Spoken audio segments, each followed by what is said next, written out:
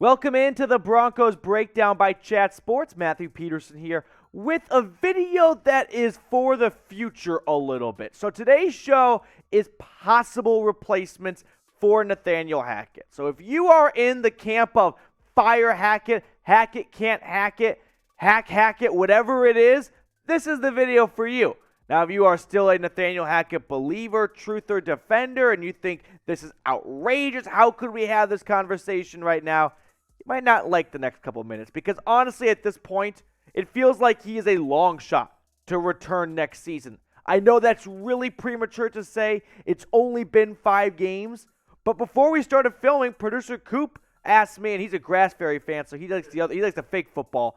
He said, hey, is he going to get fired mid-season? And I said, if Hackett and the Broncos are like 3-9, I think George Payton won't have another choice because he gave Russell Wilson $245 million. He needs to find someone who can get 200 or something close to $245 million worth of QB play out of him. So, with that tangent out of the way, 5 possible replacements if we get to that point. First one up, you guys have been asking for him, so let's get it right out of the way. Sean Payton. I would love to see Sean Payton be the head coach for the Denver Broncos because he's a really good coach. I don't think there needs to be much more dressing added to this. 15 years as the head coach down in the Big Easy. His last 5 seasons with the Saints, he didn't slow down. He went 58-23. 4 of those seasons, 10-plus wins. His final year in New Orleans with a banged-up Jameis Winston, he still got this team to 9-8 and nearly into the playoffs with Trevor Siemian, who you guys know quite well, starting for a handful of games here. Career record-wise, 152-89, and of course, he's winning that one Super Bowl against the Colts. So, Sean Payton would have to be traded to the Broncos. I've talked about this before, but one more time for the people in the back. You cannot go and dangle a bunch of money in front of Sean Payton. Now, that's going to help for one half of the equation, but the other half is the Saints have to trade him. That's what happens when you retire and you are still under contract in the NFL. You can't retire and then go decide to return and sign somewhere else. Like when Gronkowski went down to Tampa Bay to team up with Brady, the Patriots actually traded him.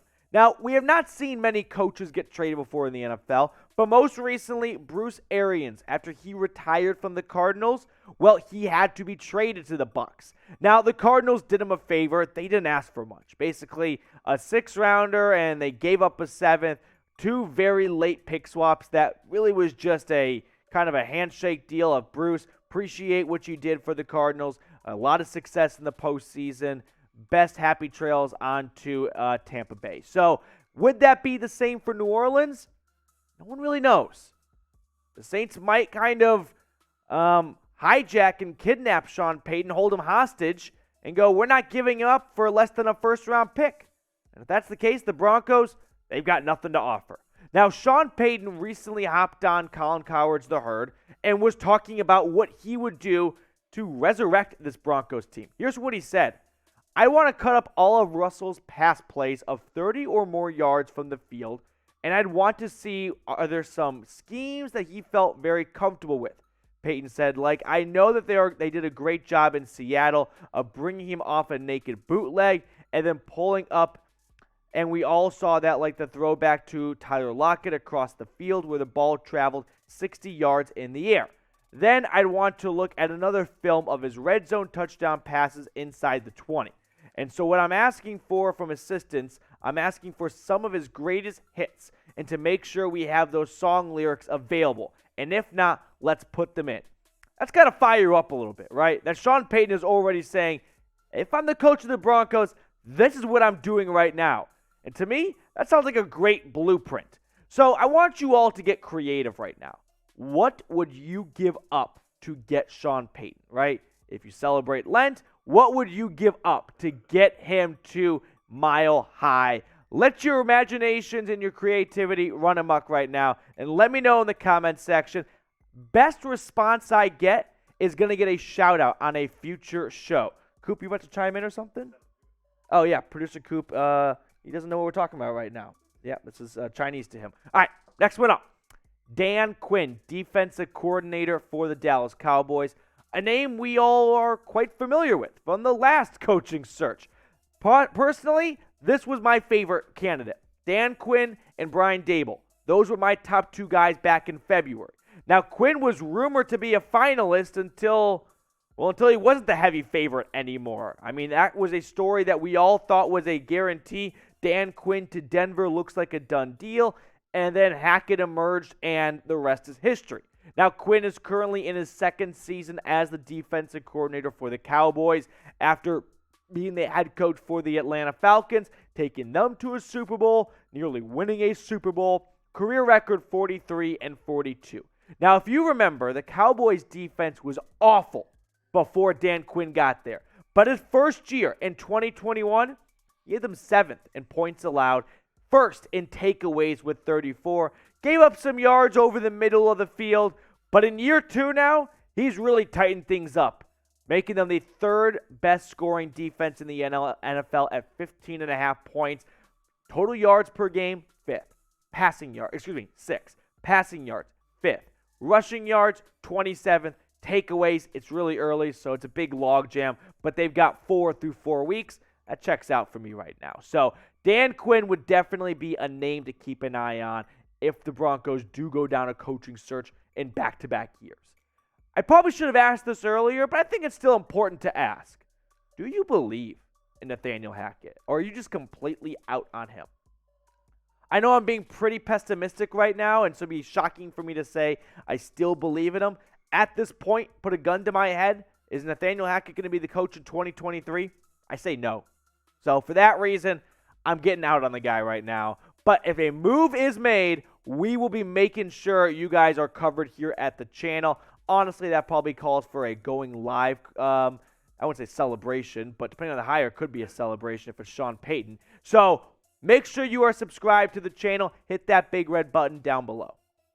So this next candidate or possible replacement is one of the dark horses that you're going to see today. That's Ben Johnson. Raise your hand if you know Ben Johnson. Yeah, there should not be many names up right now. This is the offensive coordinator for the #1 offense in football right now. Who had the Detroit Lions on their bingo card for that? So, first year as the OC, and he's got this offense humming.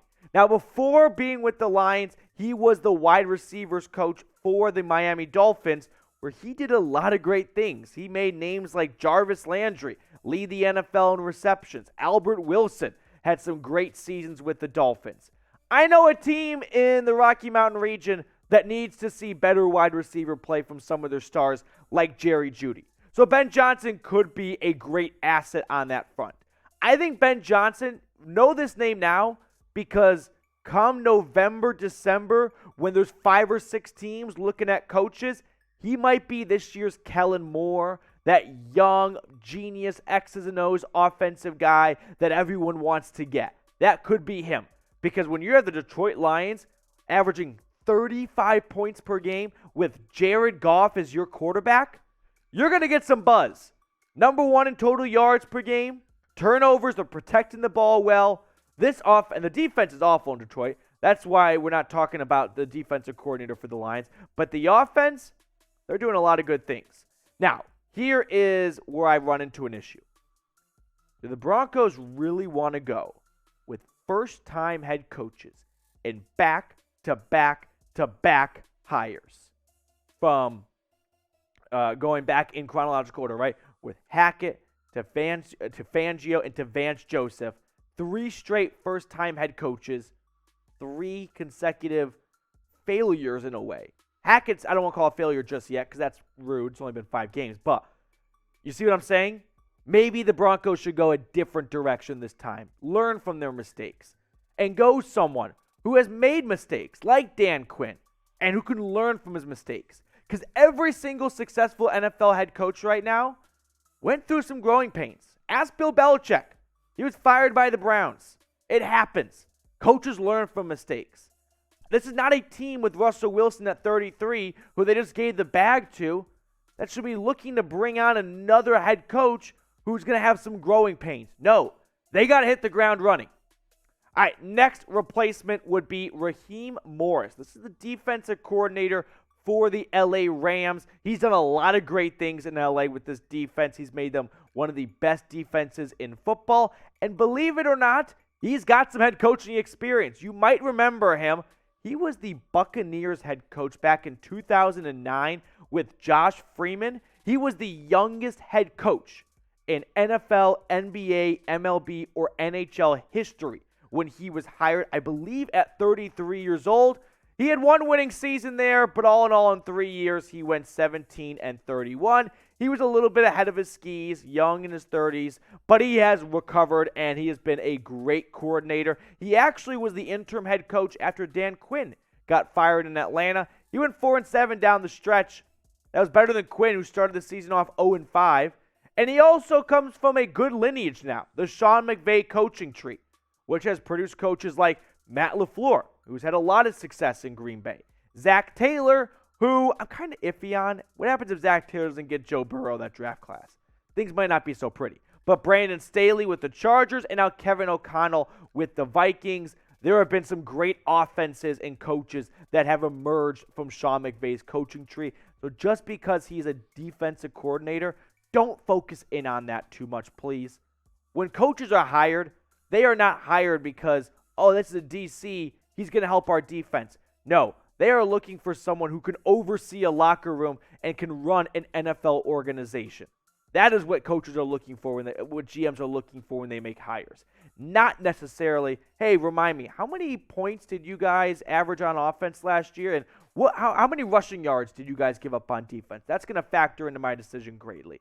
It's fun for us to look at these kinds of numbers to get an idea of how good they are at their job. But at the end of the day, that's not really what GMs are looking for here. Fifth and final possible replacement. I'm going to have a little fun with this one because this video has been a little bit fun anyway. What about Peyton Manning? He's already in Denver.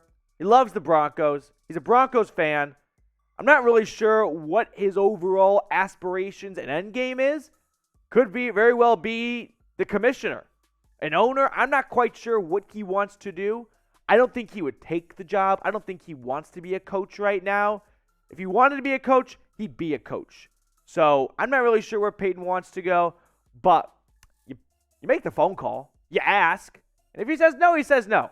But I think you should at least reach out. If Peyton Manning doesn't work, I will wear that on my chest for the rest of my life because I would love to see the sheriff be the Broncos head coach. All right, Spam 18 to wrap up today's show. If you also would like to see Peyton Manning be the head coach for the Denver Broncos, it would be great to see. He is the smartest football mind in the world, in my opinion. So I can't envision a world where this goes wrong.